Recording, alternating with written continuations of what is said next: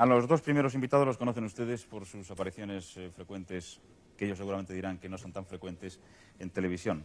Pero está claro que conocen a Antonio Garrigues Walker, abogado, y digamos que en la actualidad es presidente del Partido Reformista. Buenas noches y bienvenido. Buenas noches.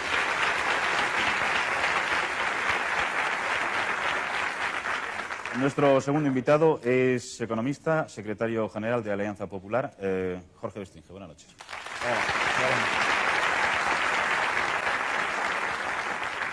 Nuestro tercer invitado es nuevo en Estudio Abierto, subsecretario de Justicia, abogado, doctor en Derecho, profesor universitario de Filosofía del Derecho, actualmente en excedencia especial por su cargo de subsecretario de Justicia, miembro del Partido Socialista, Liborio Hierro. Buenas noches. Buenas noches.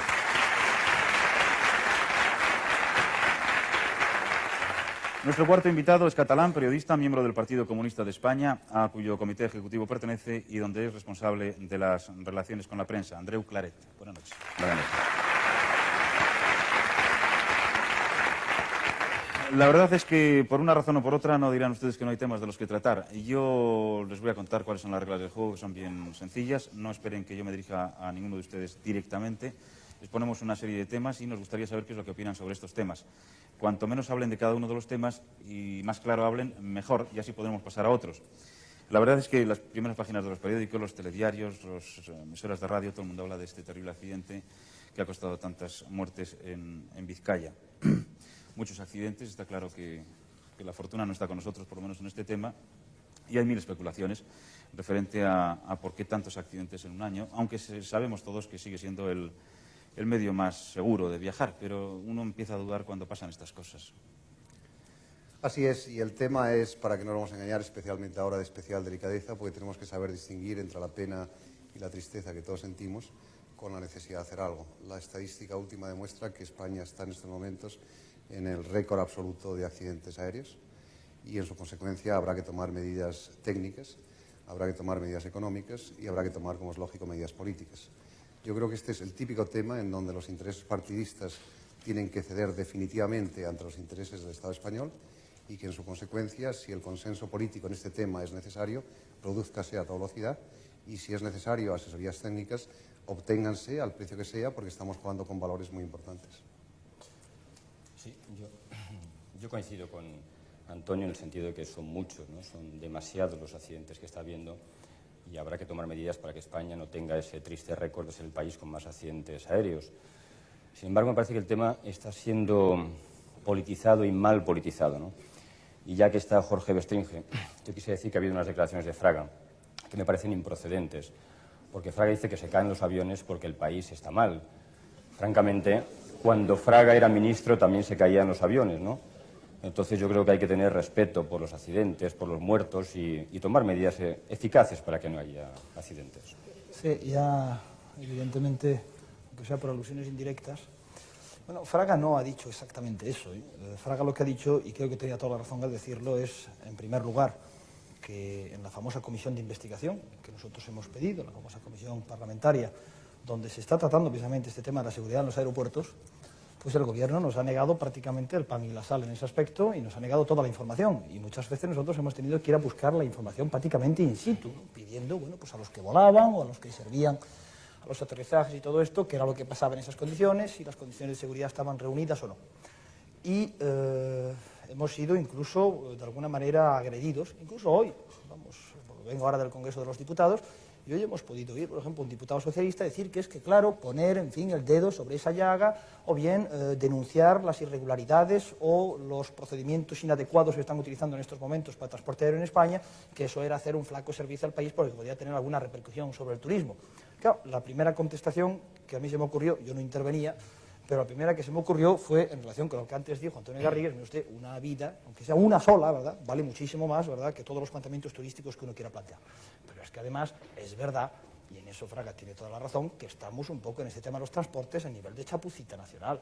¿Verdad? Y basta con leer, por cierto, un órgano que yo creo que es bastante, en fin, oficial, como es El País de hoy, para ver cómo es posible que en un mapa de navegación no esté un pequeño monte, ¿verdad?, de exactamente 1026 metros de altura, con una antena encima de 54 metros, que la causa del famoso accidente ha sido esa. Es decir, existen los mapas de navegación, estas cosas tienen que estar. En los aeropuertos tiene que haber luces bastantes para la aproximación.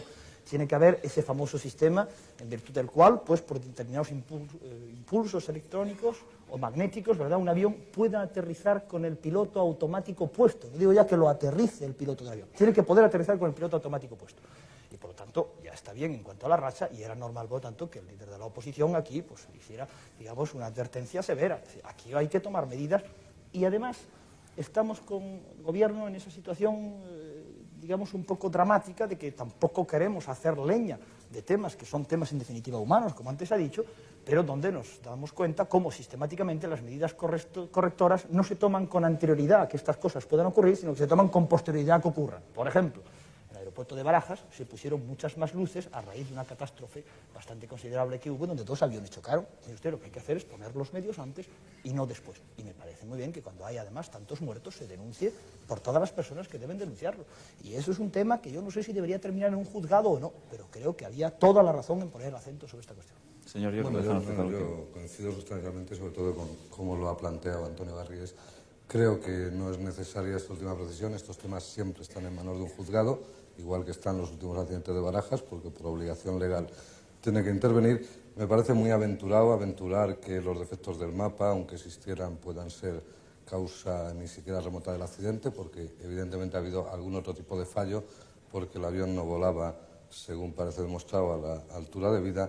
Pero vamos, yo creo que en este tema ahora mismo no sería lo ideal insistir. Yo me limitaría a suscribir de buen grado el inicio de Antonio Garrigues. Es, en primer lugar, un tremendo drama humano, sobre todo por el impacto que tiene, porque, bueno, de hecho en circulación se producen más accidentes cada semana, pero claro, tenemos el impacto de ese drama concentrado, tan de golpe, tan incontrolable, tan tremendo, y luego hay un problema efectivamente político en el que lo ideal es recuperar un consenso, porque es un problema de todos y creo que entre todos debemos solucionarlo.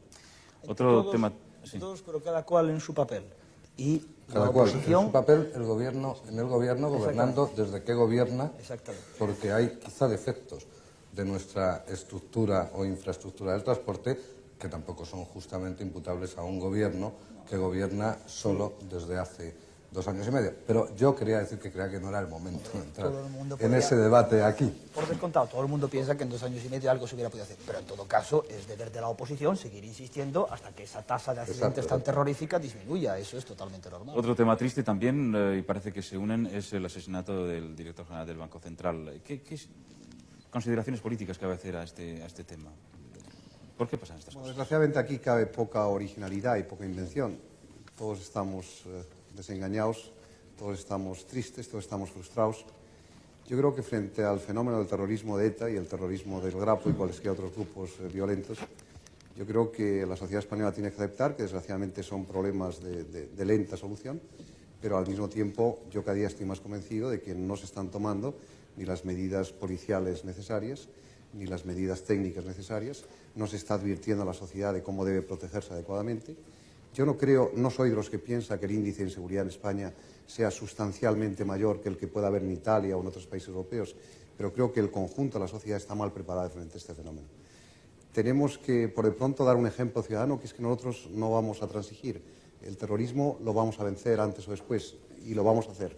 Y eso yo creo que es un mensaje que la sociedad española tiene que compartir con toda la clase política, porque es la única solución frente al tema. Y lo que hay que pedirle al Gobierno, que ha tenido efectivamente ciertos éxitos en esta materia, es en primer lugar que no desmaye, que continúe el tema, pero que también se dé cuenta de que no está acertando en todo y que ese aire de triunfalismo que ha venido adoptando, sobre todo en los últimos meses, a mí me parece que es contraproducente para luchar a fondo contra el terrorismo. No, yo es un tema en el que coincido mucho con Antonio Garrigues y me imagino que coincidimos todos, ¿no? Porque si hay algo positivo en este país es que hay un acuerdo, al menos de las fuerzas parlamentarias, en luchar contra esa lacra que supone el terrorismo para España, ¿no? Tenga el carácter que tenga y venga de donde venga, ¿no? Entonces, yo creo que efectivamente hay que reclamar del Gobierno medidas más enérgicas, pero también hay que reclamar del Gobierno que esas medidas se tomen en el marco de la Constitución y del respeto a las libertades democráticas, ¿no? Creo que eso puede en algunos momentos parecer contradictorio, pero es necesario que ese sea el camino que permita primero aislar el terrorismo y una vez aislado de la base social que tuvo en algún momento, entonces acabar ya con el fenómeno como tal fenómeno del que estoy seguro que todos nosotros aborrecemos y contra el que todos nosotros luchamos. Yo creo que hay unanimidad también en esto. Yo creo que hay unanimidad. Me ha sorprendido un poco la apreciación esta de que hay que luchar contra el terrorismo, pero manteniéndose dentro del marco de la legalidad. Claro que hay que luchar manteniéndose dentro del marco de la legalidad. Lo que hay que pedir es la aplicación de toda la legalidad vigente en la lucha contra el terrorismo. Pero sí es verdad que hay absoluto consenso en las fuerzas políticas en relación con este tema. Y yo ahí, no es por introducir una nota discordante, pero preferiría por parte del Gobierno, pues digamos, una actitud un poco más humilde en relación con los resultados que se van consiguiendo en cada caso, que a veces son mejores y otras veces son peores, pero que en todo caso al final, la cuenta final parece demostrar pues que, primero, que el problema evidentemente no está resuelto, y en segundo lugar, lo que es un poco más grave, que es que ETA de alguna manera está en una situación, digamos, de potencia aún tan grande que de alguna manera golpea, digamos, selectivamente un poco cuando le viene en gana. Y eso nos da a todos los españoles luego una sensación de impotencia, es decir, sí, el Gobierno plantea medidas antiterroristas, todos le apoyamos en ese aspecto, nos gustaría algunas medidas antiterroristas más, pero evidentemente las medidas que se han adoptado hasta ahora han tenido un éxito muy parcial, es decir, un éxito bastante limitado y desgraciadamente por hoy pues a la vista está. Y en ese camino hay que insistir bastante más, lógicamente dentro del marco de la legalidad, y que es una legalidad democrática, porque es una legalidad salida de elecciones. No te sorprenda esa precisión. Yo creo que es importante en un país que solo tiene 7 u 8 años de democracia insistir en que incluso en la lucha contra el terrorismo se respete la democracia y la Constitución. Pero es como si se tuvieran ocurrido quizá algunas medidas que no fueran de ese cariz. Es que podrían tomarse medidas que fueran no contra los terroristas, sino contra los ciudadanos. Entonces es muy importante hacer esa precisión. Yo creo que no existe ese riesgo. Yo creo que se ha dado un gran paso con la ley que recientemente habéis aprobado en las cámaras de lucha contra las bandas armadas, en definitiva la ley antiterrorista, bueno, porque se ha mejorado tanto desde el punto de vista de garantías democráticas, aquel decreto ley que estaba antes en vigor y que había sido muy criticado con ciertas razones, se ha sacado una ley que tiene el rango necesario como ley orgánica, que tiene una estructura, yo creo que suficientemente completa en las precauciones que Andreu indicaba y en las medidas penales y criminológicas de lucha contra el terrorismo. Creo que se ha hecho un gran esfuerzo que no es de este Gobierno, creo que este país lo está haciendo en conjunto desde que vivimos en democracia y que en ese tema hemos estado todos unidos. Justo es, y desde luego no cuesta ningún trabajo recordar, entre otros muchos, pero por ejemplo al ministro Rosón, creo que ese esfuerzo se ha continuado. Creo que es justo reconocer que, y aquí no diría el Gobierno, que los españoles hemos conseguido éxitos en la coordinación internacional del tema, en unir operaciones policiales con operaciones políticas de aislamiento, en desarrollar el sistema autonómico, en procurar que ese fenómeno se aísle en lo que no se puede superar e incluso también éxitos importantes en estrategia policial.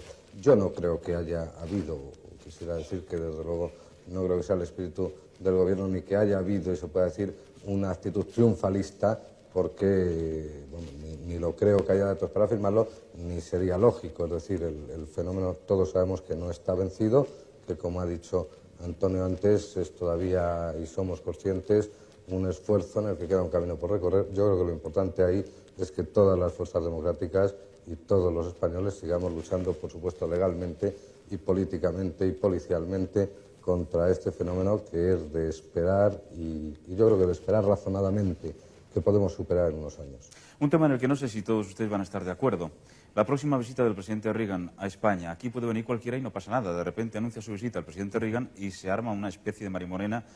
Parece ser, y usted, señor Claret, me va a perdonar, que más bien patrocinada por su partido, el Partido Comunista, que ha anunciado movilizaciones para recibir debidamente, según su propio criterio. Seguro que en ese tema no estamos de acuerdo, desde luego. Vamos a ver, no estamos de acuerdo ni Antonio Garrigues y yo, ni siquiera entre el Gobierno y son nosotros. ustedes los que al parecer van a organizar estas movilizaciones para protestar, ¿por qué solamente protestar en este sentido y no cuando viene cualquier otro invitado? Y de cualquier caso, ¿por qué hay que protestar por la visita, permita que acabe la exposición, ¿por qué hay que protestar por la visita de cualquier invitado del Gobierno, sea el invitado el que sea? No, se lo voy a explicar. En primer lugar, que nosotros no protestamos por la visita de Reagan y solo por esa visita. Protestamos contra cualquier tipo de injerencia en la vida política española, venga de donde venga. Y si viniera del otro lado, si viniera de la Unión Soviética, protestaríamos igual. En segundo lugar, que claro, el señor Reagan no viene en una situación, por así decirlo, normal en nuestro país. Es decir, viene cuando el presidente del Gobierno se ha comprometido a celebrar un referéndum muy importante para saber si los españoles queremos permanecer o no en la OTAN.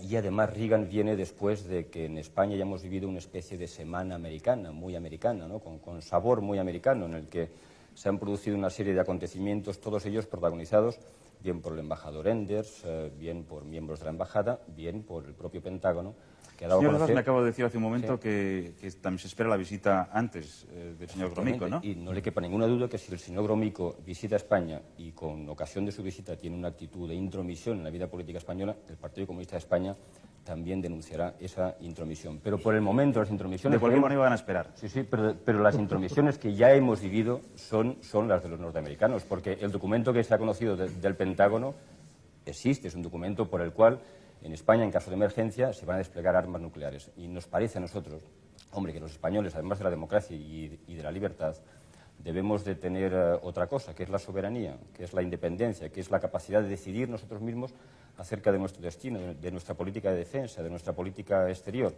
Y me parece que en los últimos días, por parte de los Estados Unidos, hay, por decirlo eufemísticamente, presiones sobre la opinión pública, sobre el gobierno, para que no sea así y para que aceptemos un determinado tipo de política exterior y un determinado tipo de política de defensa. Señores, vayan directos al grano por aquello del Yo tiempo. Directos al grano, sí. Lamento mucho diverger en este punto. Primero porque el presidente Reagan es presidente de un país amigo y es presidente de un país aliado.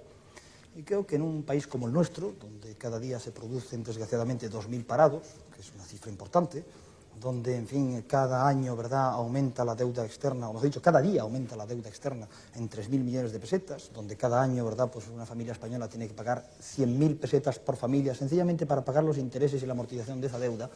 Pues hombre, que nosotros acojamos, por otra parte invitado por Su Majestad e invitado por el Gobierno, al presidente de la nación más poderosa de la Tierra, que además es una nación amiga y es una nación aliada, no me parece con toda franqueza que eso pueda ser, digamos, tachado como de un intento de injerencia, que por otra parte, por parte americana, en ese aspecto no ha habido ninguno. Quiero decir que los norteamericanos siempre han dicho, perdón, que ellos podían tener su opinión sobre si España debía o no pertenecer a la OTAN, pero que en todo caso, evidentemente, era la voluntad del pueblo español, que era la voluntad que había que efectivamente defender. Y lo mismo pasa en relación con los famosos misiles o en relación con los famosos poder nuclear.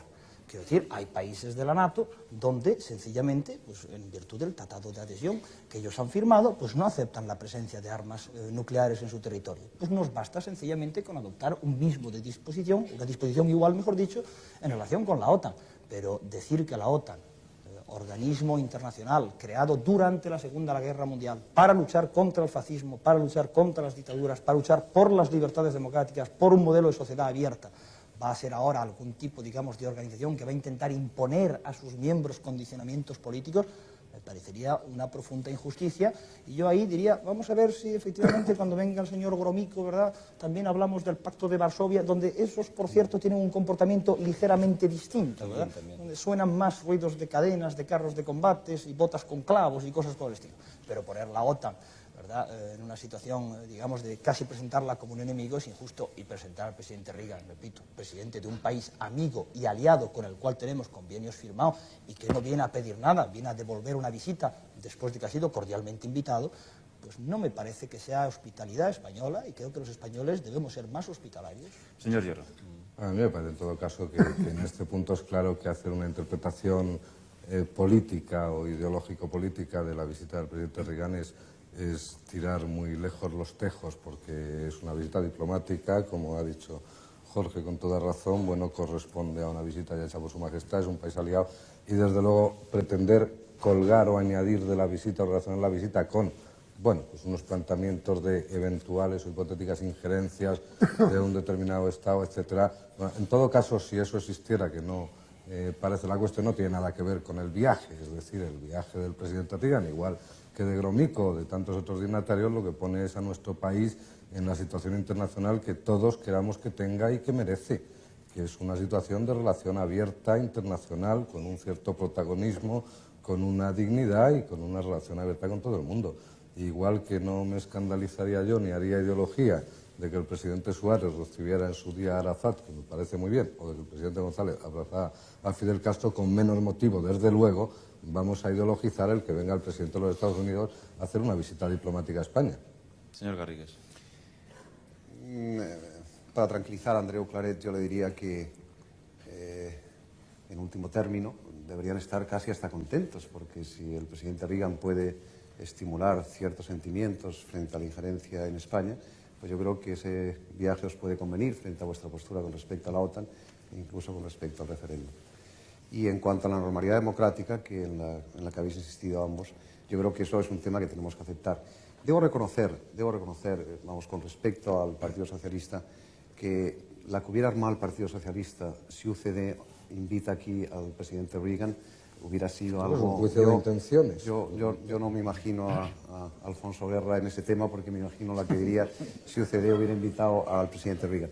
Pero al margen de eso, no solamente creo que hay que darle normalidad democrática, es que yo creo que la visita del presidente Reagan es una buena noticia, igual que sería la visita del presidente del Estado soviético, igual que sería la visita del presidente del Japón, y que España tiene que utilizar además esas visitas con un carácter claramente económico. Es decir, yo creo que España lo que tiene es una incapacidad para potenciar toda su capacidad exterior. A Estados Unidos le sacamos muy poco provecho. Países como Francia, como Bélgica, como Holanda, como Italia, como Inglaterra, le sacan en términos de relación tecnológica, económica, comercial, mucho más que nosotros. Ahí estamos operando con una profunda ingenuidad. Y con respecto, Andreu, al tema de la injerencia, yo lo que creo es que los españoles ciertamente tenemos que ser orgullosos y tenemos que ser, incluso si tú quieres, soberbios. Pero todos los países del Occidente, incluido Estados Unidos, están aceptando ya una interdependencia global en todos los temas. Es cierto que como español me molestaría que Estados Unidos me impusiera ciertas condiciones. Cuando Estados Unidos dice, hombre, yo prefiero que usted esté en la OTAN, bueno, me parece un consejo. Que sigo o que no sigo. Igual que cuando Rusia me dice, no quiero que usted esté en la OTAN. Es el mismo tipo de injerencia frente al cual tenemos que reaccionar. Y nuestra obligación es saber interdepender y saberlo hacerlo, yo creo, desde una profunda humildad. Yo creo que el español se lo está creyendo demasiado y está desperdiciando unas tremendas ocasiones de hacer lo que países como Francia, que tienen un tremendo sentido patriótico y nacional, y Alemania, están haciendo con los demás países. Yo siempre menciono la frase de Charlie Chaplin: cuando uno es pobre tiene que ser listo, porque ser pobre y tonto al mismo tiempo es sumamente peligroso. Y yo creo que en eso los españoles tenemos que aprender esa lección rapidísimamente. Máxime, cuanto que hay alguna relación, ya parece que sí, se reconoce que hay alguna relación entre poder tener cierto grado de acceso al contenido de la nevera, o sea, la Comunidad Económica Europea, y tener que hacer al menos una noche a la semana guardia delante de la puerta de la nevera. Y como en estos momentos, desgraciadamente, porque España es tan Europa como lo pueda ser, por ejemplo, Alemania o Inglaterra, por su historia, hasta por nuestra cultura, por nuestra ubicación geográfica y tal, habida cuenta, digamos, la marcha no precisamente adecuada de las negociaciones con la Comunidad Económica Europea, yo creo que lo que antes ha mencionado aquí, de intentar aprovechar esa visita para intentar obtener, digamos, de los demás aliados europeos unas condiciones mejores de entrada, pues habría sencillamente que enfocar la visita desde ese ángulo e intentar obtener de esa visita. Señor Clare quiere hablar, ¿cómo no? Claro Muy que sí. brevemente. Me han dicho que nos quedan 4 o 5 minutos, vamos a por muy utilizarlos. diversas alusiones, ¿no? Me veo en la necesidad de contestar solo a 3 cosas. La primera es que en otras circunstancias nada habría que decir a la visita de Reagan. La segunda es que esa visita se produce cuando ha habido injerencias. El propio Partido Socialista Obrero Español hoy ha hecho pública una nota manifestándose en contra de las injerencias que se han producido esta última semana en la vida política española por parte de los norteamericanos. Y la tercera es que yo encuentro muy legítimo que se pueda defender la incorporación de España a la OTAN, como es legítimo también defender lo contrario. Ahora, defender la OTAN como organización democrática es, como dirían los jóvenes, un poco fuerte. Cuando la OTAN pues, ha estado en Turquía, cuando había generales que mandaban, cuando la OTAN ha estado en Portugal, cuando mandaba Salazar, y cuando la OTAN en Grecia ha dado un golpe de Estado con los coroneles. Entonces, que se defienda la OTAN desde otro punto de vista, restringe, pero no desde el punto de vista de la garantía de las libertades, por favor. Si van a contestar, tenemos apenas 3 minutos y me gustaría que contestaran, pero vamos directos al tema. No, yo debo decir con toda claridad que la mera historia de la OTAN y el estudio de sus textos fundacionales y de las actuaciones posteriores de la OTAN después se ha traducido por el hecho de que la OTAN siempre ha intentado obtener, en la medida de lo posible, de sus Estados miembros, el mayor grado de respeto posible a las libertades democráticas. Está en su carta fundacional. En Portugal, y donde, por ejemplo. por cierto, sí es muy fácil poner ejemplos, pero claro, es que tampoco lo que la OTAN puede hacer es, digamos, hacer injerencias en la política interna de los países y, por lo tanto, lo único que puede hacer es favorecer las condiciones en las cuales vuelve a florecer la democracia, donde en Grecia, por cierto, pues la democracia ha vuelto a florecer, o donde en Turquía, ¿verdad?, pues está volviendo a florecer también, o donde en Portugal, pues también está floreciendo la democracia en estos momentos. ¿Perdón? Pero no por la OTAN. ¿Y por qué? decir que Mucho no con la esto me OTAN. parece- La OTAN también contribuyó a ese Señor proceso, Hierro, decía. sin lugar a No, dudas. me parece enormemente interesante el debate, pero la pregunta era sobre la visita del presidente Reagan. Sí, sí, Y sí. insisto, creo que la visita del presidente de los Estados Unidos tiene una remota relación con este tema. Quiero decir, fuere como fuere, igual que viene Gromyko, igual que viene otros dignatarios, y como ha dicho Antonio, por otras razones, bueno, la venida del presidente Reagan es una relación diplomática importante de este país, que no tiene nada que ver con la potencialidad democrática de la OTAN o tal, porque tampoco efectivamente la visita de Gromyko creo que sea una injerencia del Pacto de Varsovia en España, que parece que nos pilla un poco lejos por ahora. Y pensar que el presidente Reagan viene a España a favorecer la entrada a la OTAN es que me parece que es minimizar el tema, es decir, que ese no puede ser el tema y que me parece es llevarlo a unos terrenos tan Cualquiera que nos tan esté escuchando, especiales. me parece que tiene la impresión de ciudadano de a pie como somos todos nosotros, que realmente para cualquier cosa que quisiera conseguir no necesitaba venir este señor. Una simple llamada de teléfono, a donde sea, no digo aquí, señor. Una simple llamadita de teléfono y creo Una que con llamada eso de es teléfono suficiente. Mira que como llamen ahora, No, aquí no. Señores, muchas gracias. Qué pena no tener más tiempo, pero se nos pasó la media hora. Ha sido muy agradable. Muchas gracias, señor. Muchas gracias.